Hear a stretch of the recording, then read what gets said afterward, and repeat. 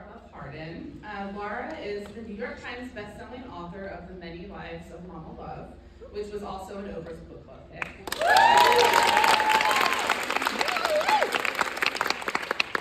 This unflinching memoir chronicles Lara's journey through addiction, her encounters with the criminal justice system, and her career in publishing. It's a really great read. We read it for my book club last month. It was really good. And we have copies for sale in the lobby if you'd like one. There will be an audience Q&A, and as well as an opportunity to have your books signed and personalized by both Jessica and Lara. Now, Jessica Guerrieri. Jessica is a longtime Davis resident and graduate of UC Davis, with many brunches of friends and family in attendance tonight to help her celebrate the launch of her debut novel, Between the Devil and the Deep Blue Sea. Jessica has a background in special education and is currently pursuing her career as a writer. With a decade of sobriety under her belt, she's a fierce advocate for addiction recovery and explores the themes of family, motherhood, and addiction in her book. Between the Devil and the Deep Blue Sea is the winner of the 2023 UC Davis Maurice Prize for Fiction.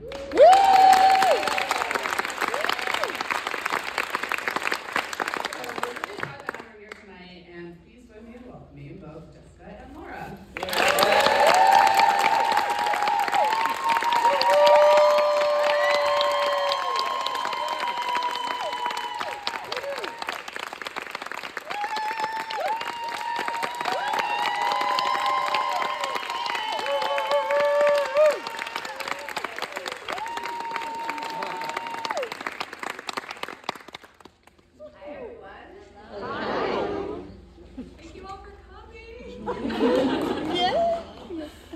And thank you specifically to Lara for flying all the way from Hawaii to be here as my conversation partner. So,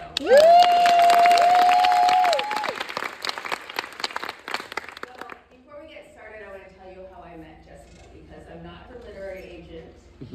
I'm a fellow sister in recovery. She has 12 years, I have 16 years, and that alone is a celebration. That was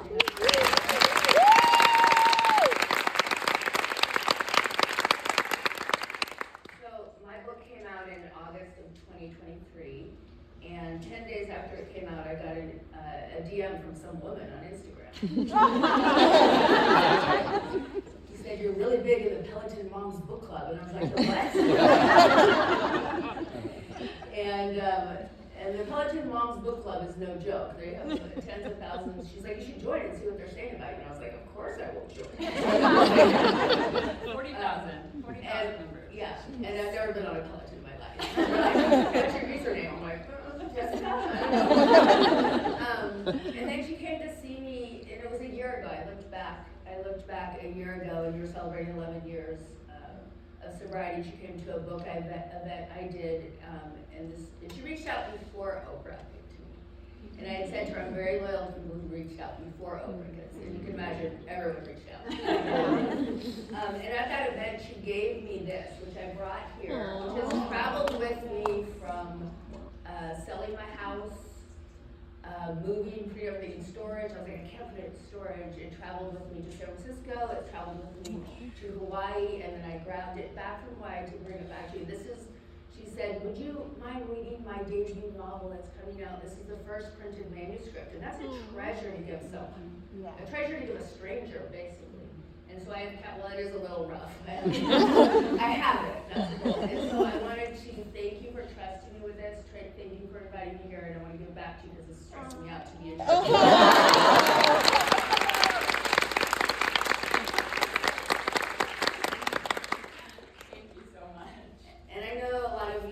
love Jessica, and I talked to her today. I started nervous. I said, "This is a celebration," and she was a little nervous. And I had to remind her that in my debut week, my first event, apart from my local hometown in Santa Cruz, was at the Strand Bookstore. There were 12 people there. So this is amazing, and this is a celebration. Yeah. So congratulations. This is like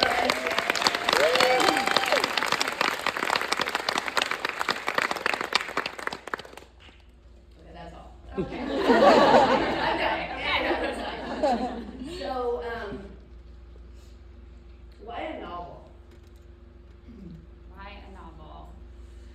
Instead of memoir, and I know you might be working on memoir, but a novel, versus memoir? Yeah, so I decided to write a novel because it was the novel that I needed to read. When I was in active addiction in my early 20s, I remember I came across a book, and I can't remember the title of the book, obviously because I was in active addiction, and I remember reading it and thinking, wow, this really sounds like how I drink alcohol. And to me, that felt really safe. That felt like a safe place to read about that. Because I wasn't in Barnes & Noble in the recovery section, and so I wanted to write a book where it would be book club fiction, and it would have the safety of the fiction element, so all of the, scary bits are fiction, obviously. And all of the things that maybe other people can see in themselves, maybe it feels safer that way. So that's why I chose fiction. Yeah, how did your family feel about you writing a book? My family, who's all here. Yes.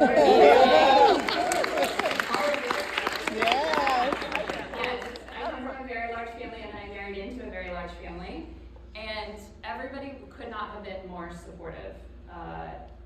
From my childhood, I come from a family of English majors. My mom read to us every night as a kid, and we just grew up loving books. And so, to me, I always wanted to be a writer. I have a journal that says, I want to be a teacher, I want to be a mother, and I want to be a writer. And now I've been all three of those things. What else is in that journal? So much good stuff. My sister used to make fun of me endlessly of writing in my diary, and just, it's what big sisters are for. I used to do that as a kid. I remember writing, I wanted to be an astronaut, a lawyer, a writer, and an actress. So I was like, I know, I'll write a book about an actress playing the role of an astronaut. I'm a horrible actress and a horrible astronaut. So how many people have read the book already? Amazing. Okay, so for the 4 who haven't, without giving it away, tell us a little bit about Leah and the world and the characters and what the book's about. My elevator pitch, yes. Well, it is, I'm familiar with this one. It's basically, what we pitched it as is a peek behind the curtain into what happens if you follow the slippery slope down using alcohol to cope with the stressors of motherhood. And so I wanted to show really the raw and unfiltered version of it. We've all read romance, we've all read different genres where they glamorize what alcohol looks like, and I wanted to show the hard parts of if you really do play the tape all the way out, what could it look like, especially because motherhood as a journey, and a lot of us here know, is not easy. It's not glamorous, it's not easy, and so you very much have to paint it to be honest, and that was what was important to me to show. Yeah, I mean, there's so much of, and I don't know what the current day look, but back when my older boys were younger, it was sippy cups and Chardonnay.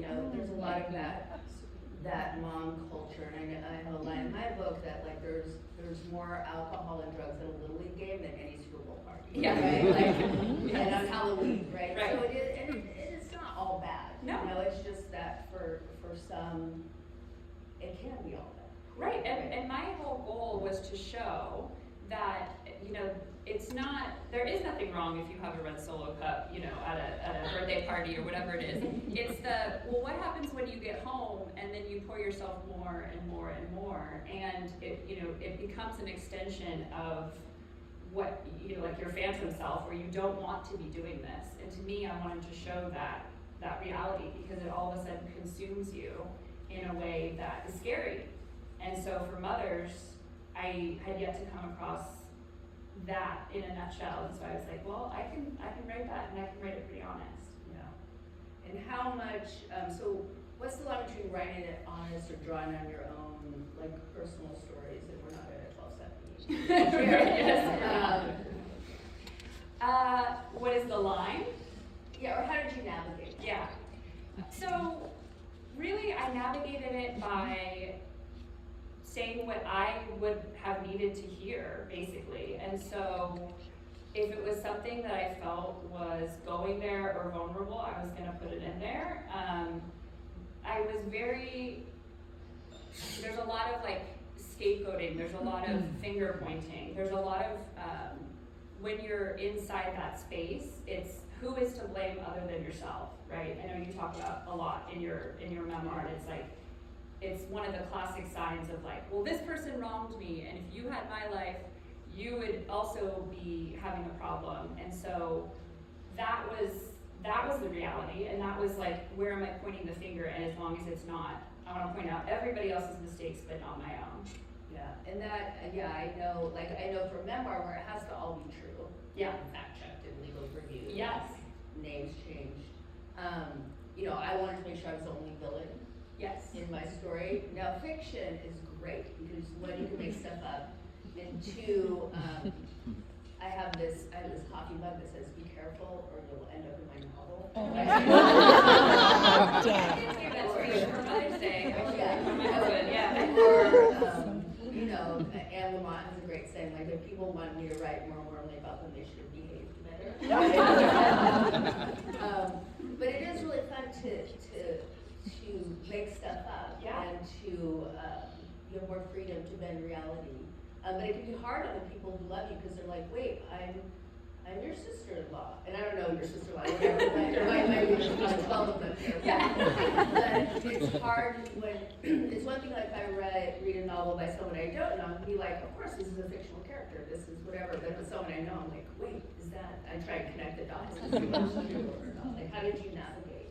Yeah, I wanted it to be very clear that the villain in the story was also Leah, the protagonist. So she goes after her mother-in-law, but her mother-in-law she's an unreliable narrator. Yeah. Leah is an unreliable narrator. So I really wanted to take pieces where, I had a wonderful relationship with my mother-in-law and I loved her very much, and I wanted to show what it looks like to villainize when you are so threatened by the perfection of it, right? So Leah struggles so much with doing motherhood wrong, or what she envisions to be not how she thought. And so she's threatened by someone who's doing it better, or doing it the way that she thought it was going to be.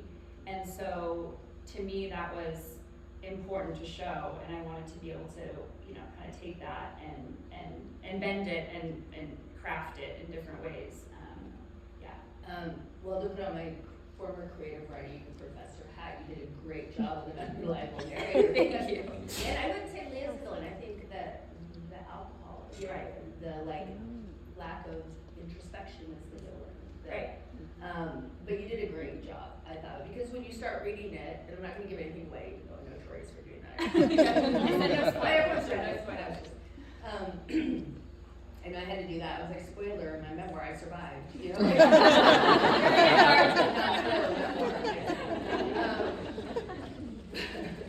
But you did a really good job, because when you start reading it, you're in someone's close consciousness. You're with her. You're like, oh yeah, that person. Oh, that's horrible. That's and you're like, wait a second. Is this real? And that's tricky to do, and it's really honest and relatable. Right. Well, there's always the tropes too of like, oh, the awful mother-in-law, and I wanted to show the take on, okay, well, if there's an unreliable narrator, and we have her sister-in-law who's, lovable and wonderful, and she loves her mother-in-law, so who is telling the truth and who's not telling the truth? Yeah. And so that's why I wanted to explore that. But yeah, I think that's very, very. Oh, thank you. She's a great mother-in-law.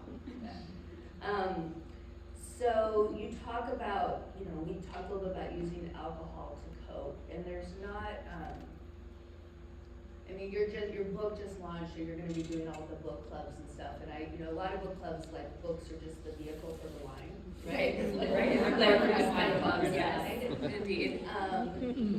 And so I'm wondering, like, have you encountered any of that yet, or how you're going to handle, because it is hard when you hold up a mirror sometimes, right?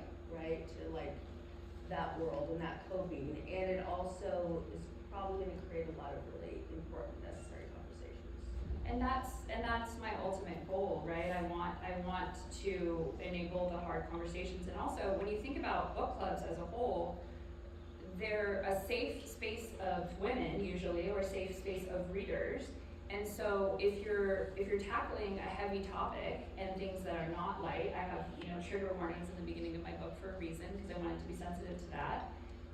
You want to do it in a community, and so really I wanted to do book club fiction because I have a history of being in 12-step program, and there's this unbelievable compassion and sisterhood that comes with the women in recovery and the unity that we all have. And so I want that feeling inside the book club as well. And what better place to start talking about those hard things than in that safety? So yes, it can be a glorified wine club, but then open the door to that conversation and see what comes out. Yeah, I think that's great. I think women are complex, and they're more complex than are often portrayed in books. I had saw something online. It was like picking, the 10 top books of the year with complex female characters. I was like, is there a female character who's not? Right. Yeah, one of those things. Yeah. And I do think that those kind of spaces, whether it's 12-step or a book club or a women's bathroom in a restaurant, or places where women feel safe to share what's really going on, right? And I think, mom shame without adding alcohol or drugs to it is a whole thing, right, in itself. And so I think you really tackled that in an interesting way. Perfectionism, and we're all trying to do I don't know, anyone who's a perfect mom in here, raise your hand. Exactly. Anyone who's not a perfect mom? Yeah. Right? But we don't talk about that. Right? And so I think it's really interesting all the different moms in your book and the different areas of motherhood. Yeah, it was really important to me to show all the seasons of motherhood. I wanted to show the empty nester and how the mother-in-law is really struggling with that, because that was where she really thrived. Talk about women's identities and where they kind of feel like they most belong. And the problem with the protagonist is she doesn't feel like she belongs in motherhood as her main role, but really that's because she's in the glass cage of addiction. She wants to reach out, she wants to access her children, and she just can't. And in turn they can't reach into her. Yeah. So I wanted to show that. Yeah. And I think even without addiction or women feel that. Am I a good mom? Am I maternal? Am I not maternal? Yeah, I think that the complexities of motherhood you did really, really well and explored it. And I think the main character, Leah, is an artist in the book. So immediately I was like, does Jessica paint too? Also feels that she has. So nice. I'm not a painter. But there is this struggle between, there's gender roles there and creativity and whose work is prioritized. But really I was struck between this struggle with creativity and a creative life, yes, with motherhood, a life as a mother, and I'm wondering how you navigated, you're a writer and a mom, how does creativity work in your life? Well, it's interesting because my uncle who's here, he brought up to me, he said something like, oh, are you, you know about painting, or you're, it's a painter, and I say, well, it's not actually a stretch because painting is creative in the sense of it's writer, so just translate that, and they're pretty much the same. I did have Emily Delbeck, who is an incredible artist, as my mentor for what it is like to be a painter and a mother, and so I used her to kind of guide me in those languages. But it's really hard because you have to all of a sudden turn on creativity. It's oh, my kids are in school, and it's oh, and now I'm gonna go write the next great American novel. That's not at all how it works. And so luckily I have a super supportive husband who has believed in me from day one, and he's treated my career as a career from the jump. And so he's prioritized the fact that I need to go away to write, I need quiet, I need space, and I'm just so lucky that he's been supportive of me from that.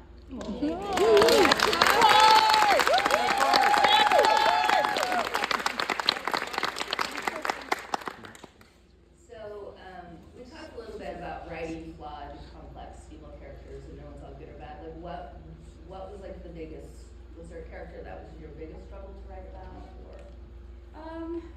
Well, you know, Leah, the parts of Leah are obviously very similar to me. So she was easy to write insofar as the honesty piece of it. So I'll share that I have 12 years of sobriety, but when the pandemic happened, I fell back into active addiction. And so I was exploring other substances besides alcohol, and I was abusing them and not realizing that I was back in active addiction. And so when I wrote Between the Devil and Deep Blue Sea, I was actually in active addiction.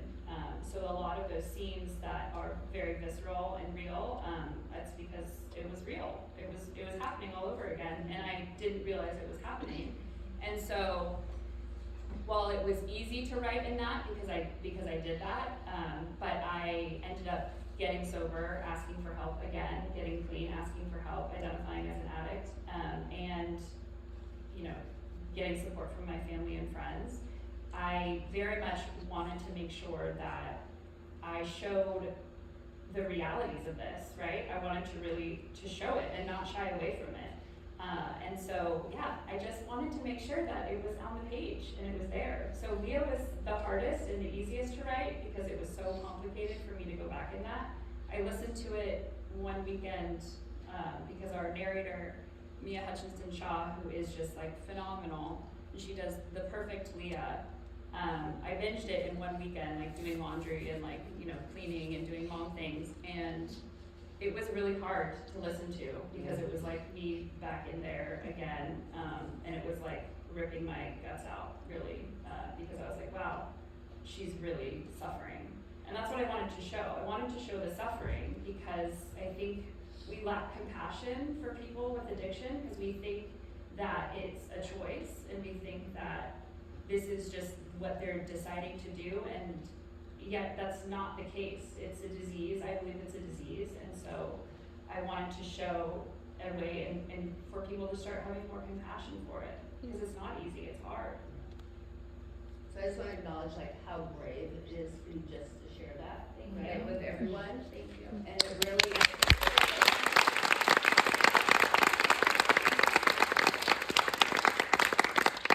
then I heard it, you know, and it really is hard, and especially when you're like, oh, I got my life all together, right? And look, Well, it looks all together, right? Like Yeah. that's the thing is it looks like you have it all together. Yeah. And then life did keeps not. on lifing. And then I had to life write all keeps the on bonus chapters in my book this year because life kept on lifing. That's right. That's right. Exactly.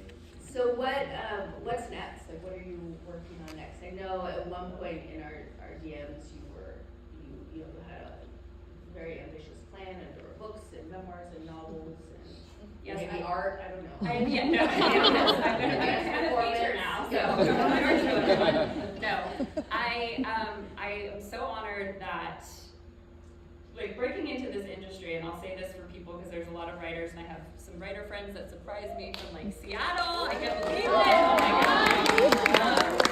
This industry is not easy, and the amount of rejection and the amount of like it is hard, and it's just a constant state of no, you're not good enough. No, it's not right. And Between the Devil got rejected over 100 times in 100 different ways, and that was, you know, me as a regular person, and then inside of my, you know, recovering addict, alcoholic brain, having to accept that and be like, nope, I'm gonna keep going. Nope, I'm gonna keep going. I'm gonna keep going. I'm gonna keep going. So when HarperCollins offered me to publish my book, when I was on a call with them, my agent had said, you know, I had given up on Between the Devil. I was like, okay, this is too frustrating. So I started writing my second book. And then, as it always happens, right? You don't want to get pregnant, and you get pregnant. It's like you have to, as soon as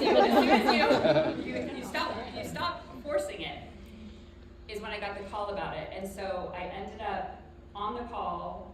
My agent said, "Make sure you tell them about your second book," because I had it ready to go. I mean, ready to go, you know, like really ugly first draft, and so I talked about it in the call, and we talked about that book as much as this book, and 10 minutes later my agent calls back and is like, it's going to be a 2-book deal with HarperCollins. Woo!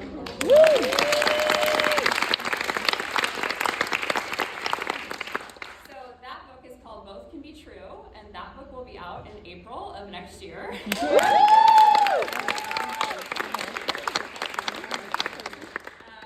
we all meet back here? Everybody, phone's out, schedule it, put it on your schedule.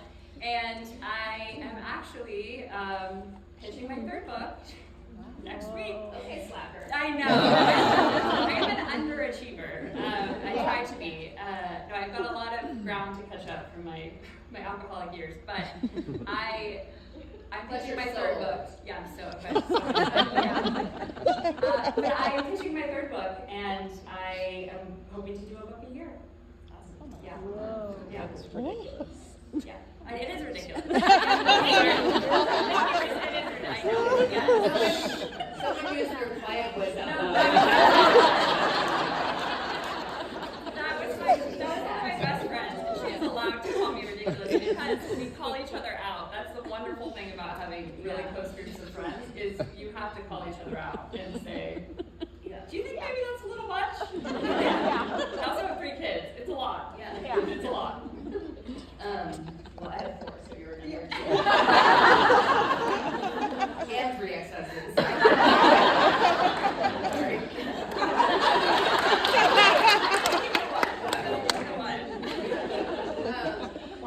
You know, and I think that's really, because not only do we need stories about, like, whether it's nonfiction or fiction about people struggling with addiction or substance use disorder, because there's, you know, minimum 50 million people in this country, and that's just people who it's discovered. I'm sure there's, my friend's a drug and alcohol counselor, she'll have better statistics, and I tend to make up statistics for right? So, yeah, so it's about 50 million, and then you think there's 2 or 3 people at least who might love them, right? So there's like, it's hard to, you know, find someone whose family isn't affected by this or whose loved ones.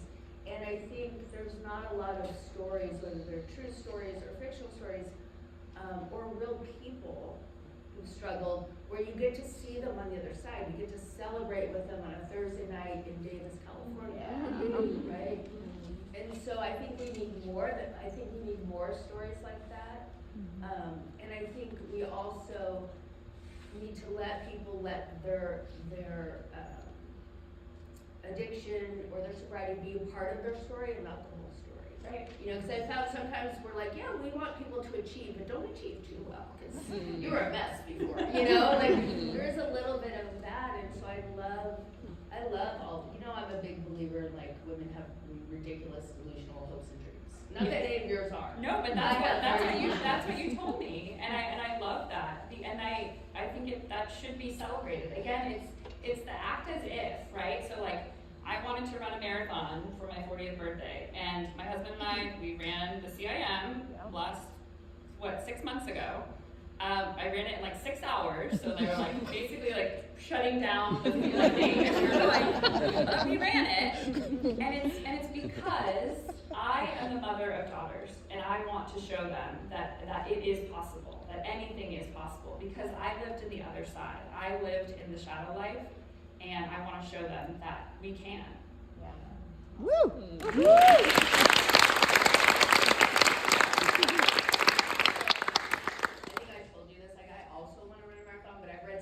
Books about marathon runners and that's how I train. I know way better than my way. I will do that way from now on. One and done. Yes. How are we doing on our time for questions? About 5 more minutes. Oh, 5 more minutes. Awesome. Yeah, I think there's a lot of power in women supporting women, and you know, you talked about the rejection of the book, and like, how many writers are out there? I know the writers from Seattle, but there's a lot of writers. Someone I know going into a writing program.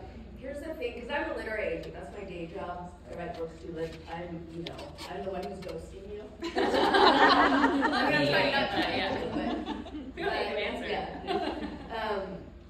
And I get handed a lot of manuscripts and things, but yours is really good. Okay. So read it. But I do think it's so subjective, especially in novel writing. I'm writing my first novel. Like I've written 14 books, but not fiction. So I'm writing my first novel. I had to get it. Literary agent needs an agent, just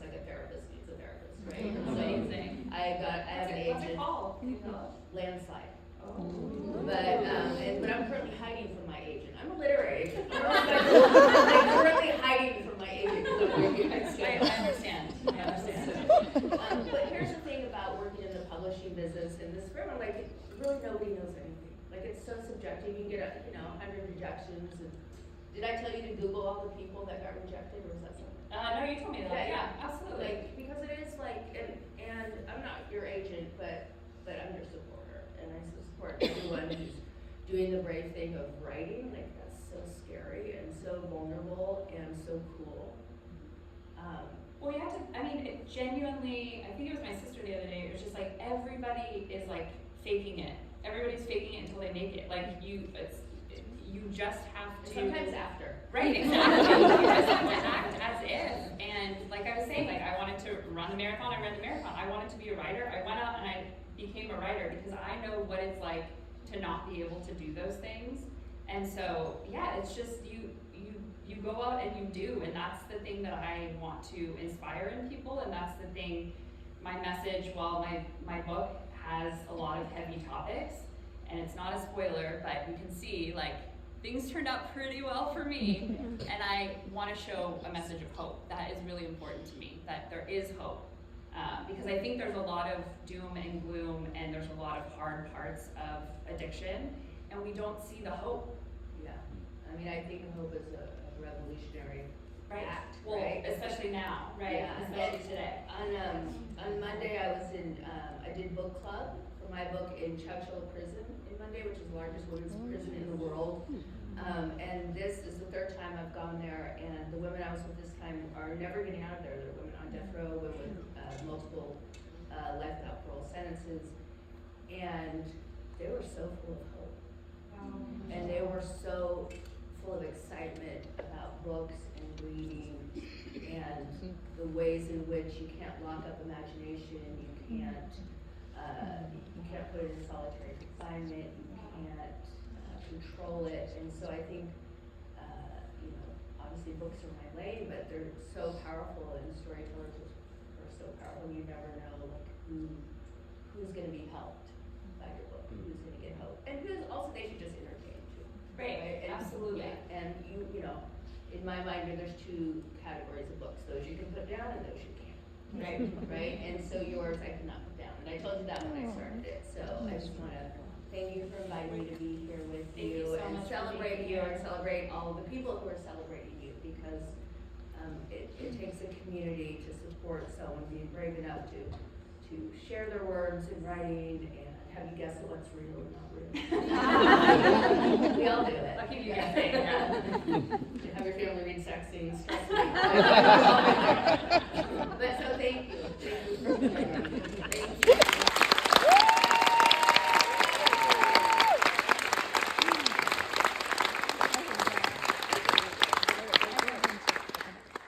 Yes, we're gonna have an audience Q&A time right now, and there's a microphone over there. This microphone will be right here, so if you'd like to ask a question, we're asking you to actually stand up and come over and ask for the mic. And while you're all standing up to go ask questions, I want to say that Lara's book is a can't put down book for me. Like, I read that in less than 24 hours.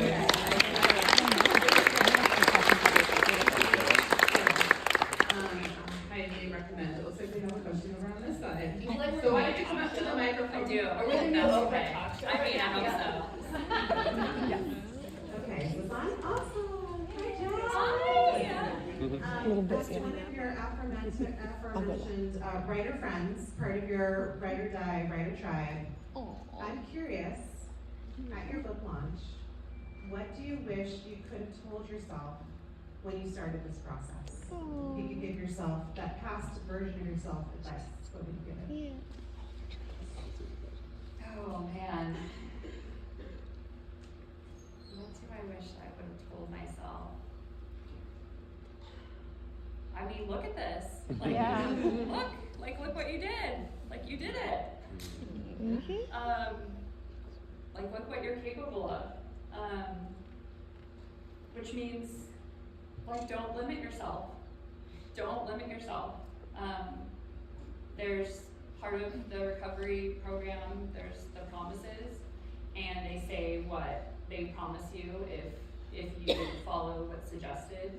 And there's a part that says sometimes quickly, sometimes slowly, that they always materialize if you work for them.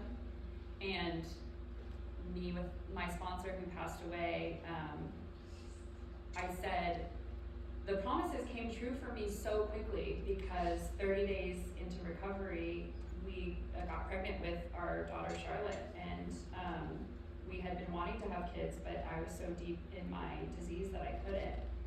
And so that was quickly, and then sometimes slowly. And so door to door, 5 years, which is really fast in the publishing world. I'm really fast. But 5 years to just a regular human is a long time to make your dreams a reality. And so I would just tell myself sometimes quickly, sometimes slowly. Yay. I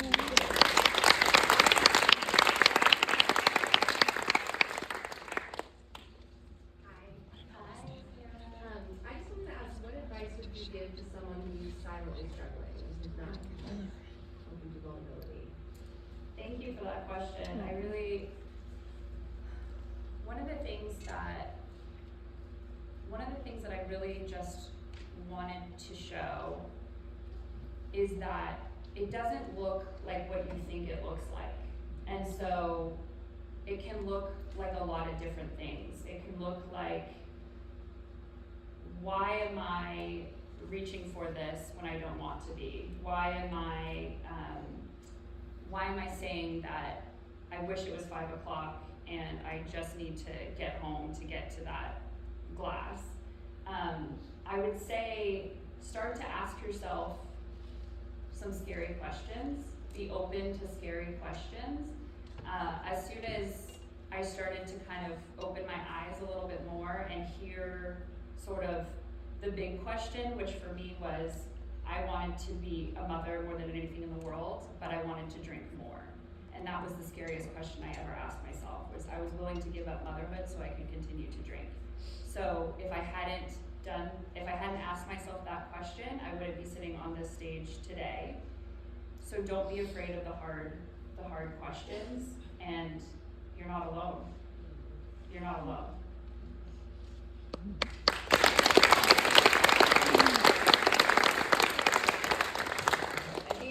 Question. Oh my gosh. Okay, we're gonna start with a light one. I have 2 questions. You're both mothers, and take some time to brag about your kids. Like, tell us a little about your kids. What you want to tell us, but this is a huge part of your life. You have 2 daughters. You have 4 sons. Wow. So tell us, just brag a little. Oh, yeah. Let me get pictures. Yeah, I have 3 daughters, and they are wonderful. They are 6 and 9 and 11, and they are just full of personality, and they have their own opinions, and they are going to be fierce women in the world. I wonder how or why, I can't decide. And they just have what I'm most proud of, and my husband and I are most proud of, is that they're just really kind children. One of the things that we get in parent-teacher conferences, where it's like, the thing that I ask the most, I look for the most, is, are they good people?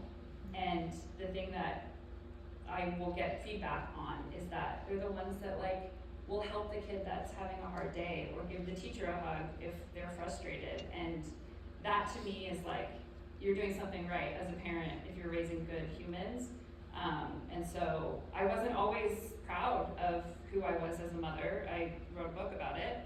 And I can say that now, that my children are thriving because I'm thriving. Yeah. So I have 4 boys. The youngest, Caden, who's 4 when my book opens, and people still think he's 4, but he's in college. He's at UC San Diego, and my 3 older ones are out of college. My 2 older boys, Dylan and Cody, just got married last year. My son Ty is living in Amsterdam. He's a writer, living his best life. And I'm completely unbiased when I say they are amazing. No, but no one, it's interesting, before, like, anyone who's read my book, it starts when I get, spoiler alert, I get arrested. But it starts, before that book started, my thing with my children was like, I want them all to go to Stanford, because I didn't get into Stanford, right? Like, I kind of had this thing, and I want to look good, I want to be the perfect sophomore, I want to look, I drove a minivan, what could be wrong? A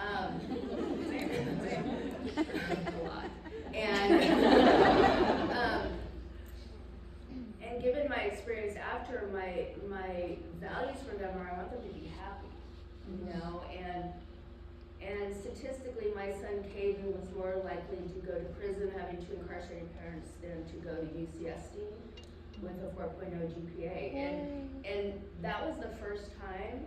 It wasn't like writing 6 New York Times bestseller. I was like, I'm so proud of you. It was when I moved into college last year. I was like, we did it. Like that was the first time where I was like, I'm really proud of you, but I'm really proud of me. Okay? Because like when you're working so hard and trying to like fix wrongs, and look, I never wanted to be my children's college essay topic, but they all got into great schools, right?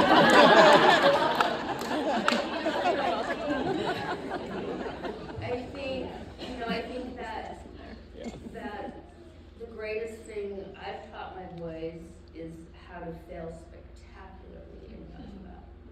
And I think that's a gift. It is. And Stanford, no. I have 2 questions. Number 1, how important is the outline? So for like all of the aspiring people who like want to write a book, how important is the outline? Like, can you give us a percentage? And then number 2, what's your favorite thing when you're scrolling on TikTok? What do you stop on? When you're scrolling TikTok, what do you stop on? Oh wow, honestly?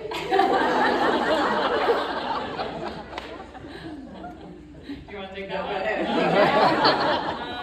Okay. How important is the outline, meaning like synopsis, or are we talking? I guess in the scale of the whole process, would you say it's like you have to have an outline no matter what, or you will never be sitting on the stage doing it? Like I'm not an outline type of person. No.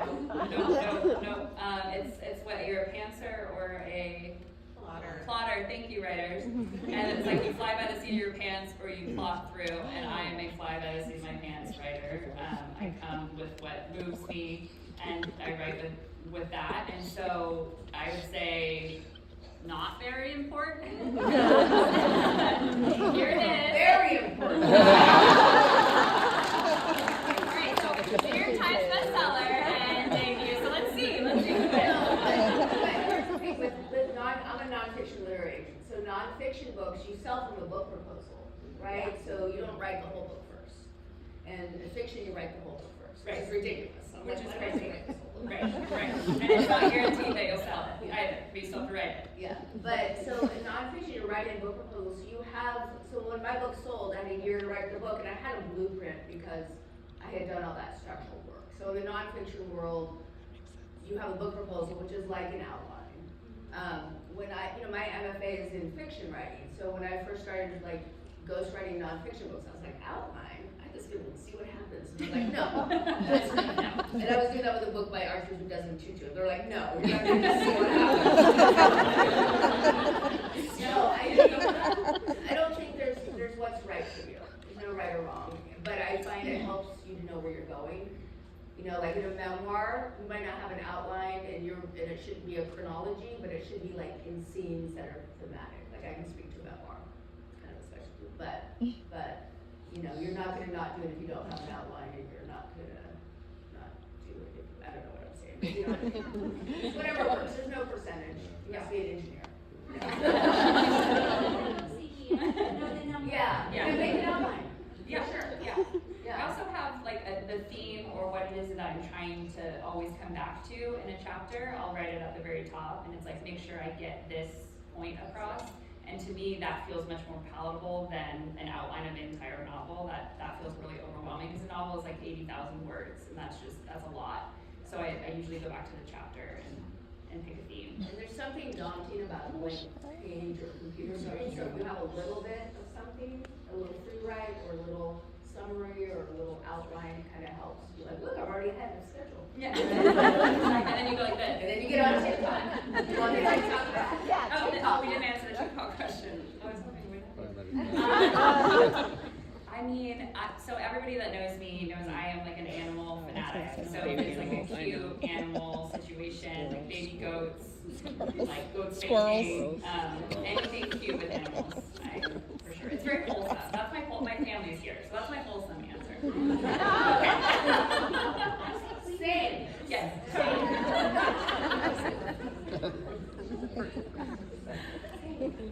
Yeah, of course. Hi, good evening. Hi, Mom. I'm Molly and I'm an alcoholic. Hi, Molly. I just love you. And thank you for doing what you're doing because we get to see people like you and not give up because you didn't either. Yeah. I want to talk about Alcoholics Anonymous a little bit. I know that's not distinctly Alcoholics Anonymous isn't in the book. Yep. And I pretty much know what you're going to answer, how you're going to answer.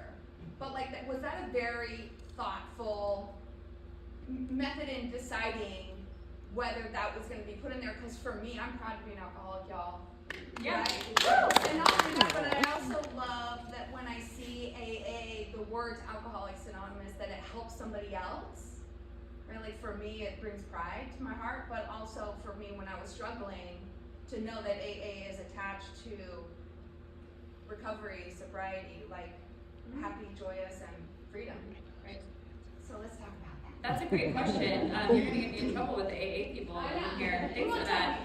No, I want to be very, yeah, exactly. I want to be very respectful of the traditions of the program, which is that it's based on attraction and not promotion. And so I choose not to, in this particular book, I haven't decided yet for my next book because, you know, recovery will be a big part of my next book if I choose to use AA as the term. But it's really just 12-step meetings.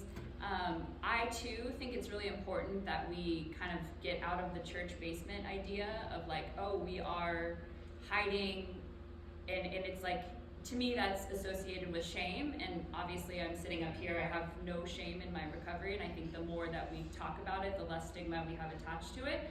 So I think that the anonymous piece of it, I choose to waive my anonymity because I can't tell you how many people come online and find me and say, hey, I think I might have a problem, and they do that because I'm not quiet about it. And so that's my process of deciding to be public about recovery. I 100% respect the traditions and other people's belief that it should be anonymous or they want to keep their anonymity. I would never break someone else's anonymity, but it's a delicate dance, and so what I call it recovery out loud is what I choose to do, just because it's gotten me here, and I can't tell you how many people I've walked to their first meeting because they know that I'm sober and I'm a safe place to go to. I mean, I think in my book I share some about how going to 12-step meetings is really foundational or early recovery, but there is a tradition, I don't have the exact words again, it's like statistics, so I'm gonna be close. About anonymity of the level of press, radio, and film, and also book clubs, I think, like, Yeah. you really expand that, and things like that. Yeah. So, I think for me, I'm careful to make sure that I don't prescribe one way to something. To me, it's the same as like prescribing, like I think all religions lead to the same place, and so I'm not gonna say which one, and I think people who are choosing to live authentically and without relying on substances, there's lots of paths to get there, and so I have I'll share honestly openly when asked, but people want a formula. Yeah. And it's even like, I didn't even share that much about my child because we want to formula, like, if this plus this plus this happens, am I going to be like you and be an addict? Or, and so I think both things, I'm just careful not to, because people want to hang on to Absolutely. something, and then if that thing didn't work, well then. And then you point the finger at that. Sure. Absolutely. Yep. It's very true. Good question, Molly. Just a real quick insert. We're gonna just do these last two questions.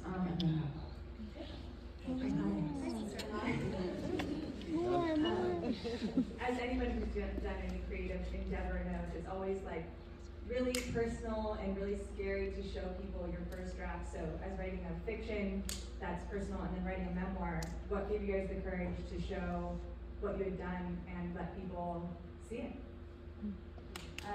That's a really good question, and I love that you asked this. So this is my sister-in-law, Michelle, who I love very much, and it might be loosely based on a character in the book. All the best qualities of her.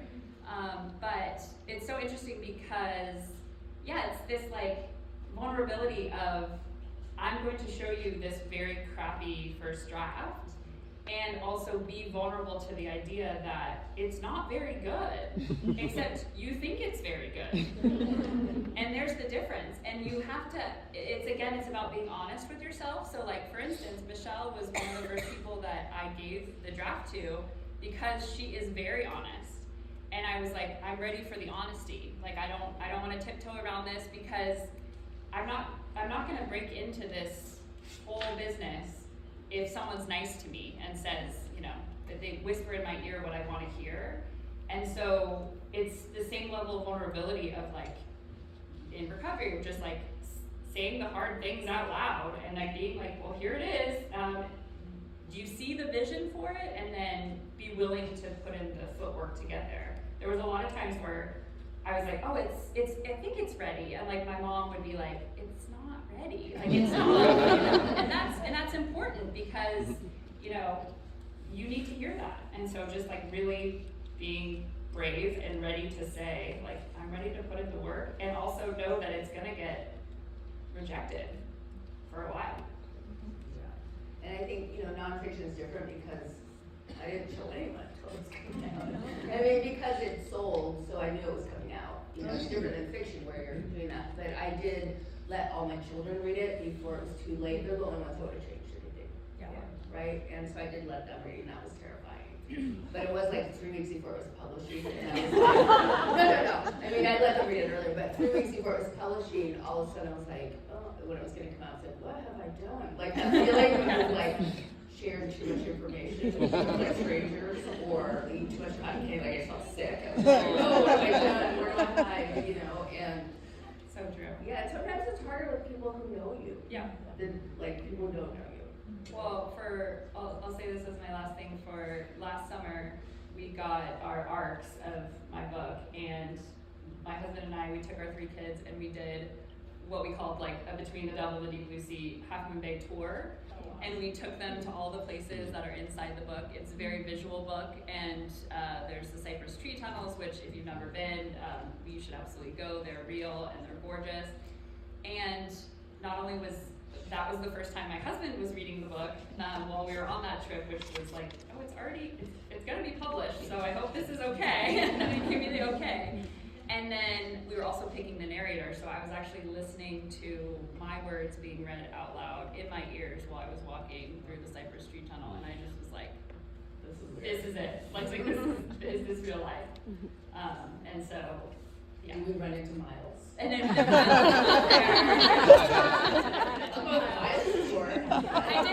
did have my grandma ask me, my husband's grandma, be like, who's Miles? I was like, no, it's fiction. That part's fiction. Terrible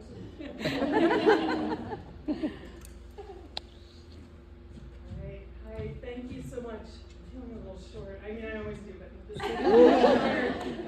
thank you so much for this conversation. I am one of the 4 people who hasn't read the book. Oh. And at first I was feeling pretty terrible about that, but as you continue talking, I feel fantastic because I have everything to look forward to. I am also a sober person. In about a month I'll be at year 4, God willing. For me, I am not a writer of your ilk. I am a person who loves to write. And for me in sobriety, writing has been an absolutely critical tool. And I'm sitting here thinking about how many of the tools of the writer's trade have played a role in my sobriety. Story, writing, and I'm just wondering if you can speak a little, both of you, to writing as a tool in your sobriety. Less as a professions per se as something that supports you in this ongoing occupation that those of us like us are going to have forever. Absolutely. I think, writing has always been how I made sense of the world and how I made sense of my inner world.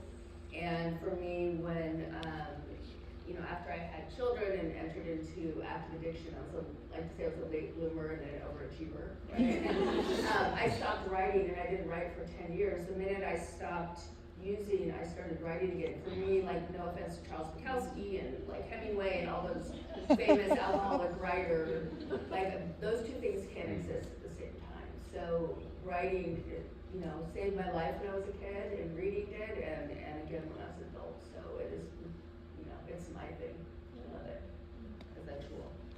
Yeah, I'll second that. I never felt, I grew up thinking that there was something wrong with me. I always felt like I was on the outside. I know, it's an alcoholic thing. And so writing to me was the place that I could put the honest thoughts down on paper. And the only time in my life that I didn't write and didn't fill journals and didn't was when I was drinking heavily. And so I too, romanticized the idea. I was like, oh yeah, so you just drink wine and then the writing will flow and and then I'd go back and I'd look and this will be familiar to the people who read the book about the painting. And I wanted to show that that is what you think that you're doing, is that you're creating this something that's wonderful and magical and romanticized in the drinking state. And really, like I say in the book, but you're the magic.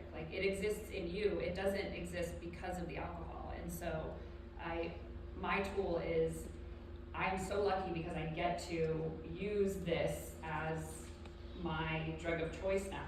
It's the thing that I get to go to. Now I get paid for it. What? And it's the place that I get to go where I can make sense of the things that are hard to reconcile with. And then the place that makes me realize that I'm not alone in my thinking, because people are reading and buying my book. So we're not alone. So I'm not her literary agent, but I'm going to act as if I am right now. You said you were before people haven't read it. So there's 1 million books that come out a year that are published in self-publishing and publishing world. Every Tuesday, new books come out, and this is an amazing turnout. But if you guys read the book and love the book, tell people about it. Tell them leave it around, leave it on the airplane, leave it in the hotel, leave it in Airbnb. It really matters. Write reviews on Amazon. She's not going to ask you, but I'm going to ask you, because all of that are good reads. Do all that stuff really helps a debut author. And then, when you guys all have your books come out, we're the Seattle Writing Group. The same as women supporting women, or men, amazing men supporting women, but everybody's supporting writers, and it's really, really hard. And what she said is being the NBA. It's like being a high school basketball player, being in the NBA. So support her and write a review, whether you read it or not, just say it's great.